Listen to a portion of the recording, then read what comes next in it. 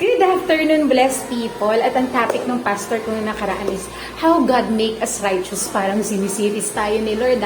At ang topic ng pastor ko kahapon ay new creation mentality.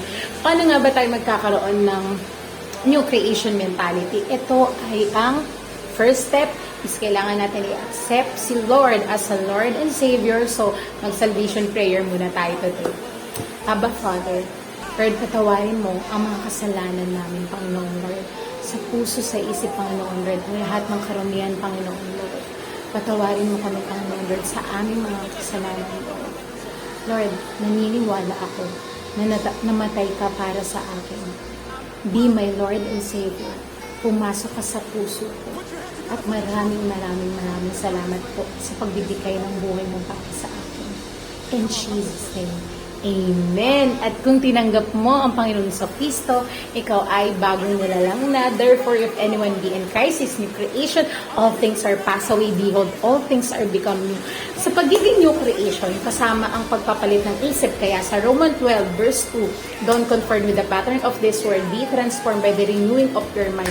At kapag nag-transform na ang mind mo, sasabihin na ng Lord ang susunod mong gagawin. Kaya ang Christianity is relationship. Kailangan talaga everyday nagbabasa ka ng Bible.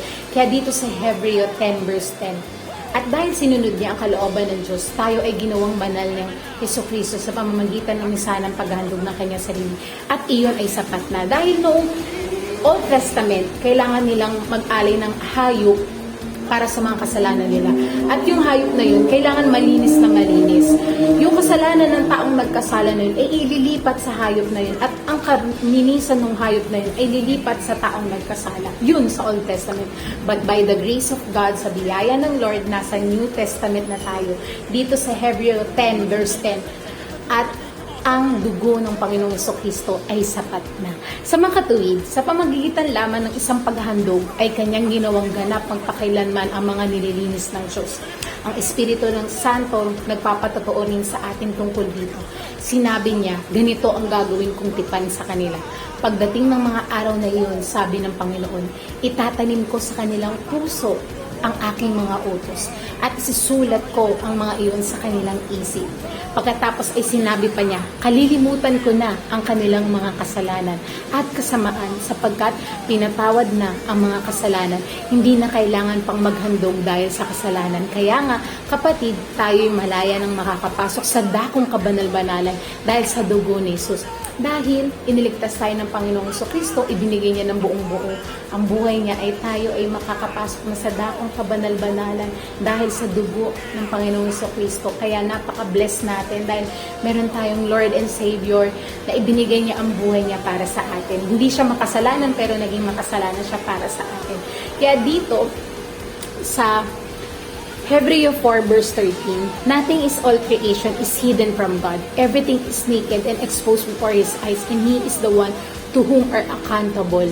Lahat ng ginagawa natin dito sa earth ay nakikita ng Panginoong Kristo at in love ang Panginoon sa iyo. Sa bawat gagawin mo ay proud siya sa iyo kung tatanggapin mo lang siya yung mga pinapagawa niya sa iyo ng buong buo. Kailangan mo talagang mag-surrender sa Kanya ng buong buo para matulungan ka niya. Kasi sinabi naman niya sa salita niya, no, call to me and I will answer. Yan ay nasa Jeremiah 33 verse 3 na alam mo yun, napakabait ng Panginoong Jesucristo. Mag-repent lang tayo. No? Mag-repent lang tayo and then lumapit lang tayo ng buong puso at humingi lang tayo ng tulong sa Kanya dahil hindi natin matutulungan ang sarili natin.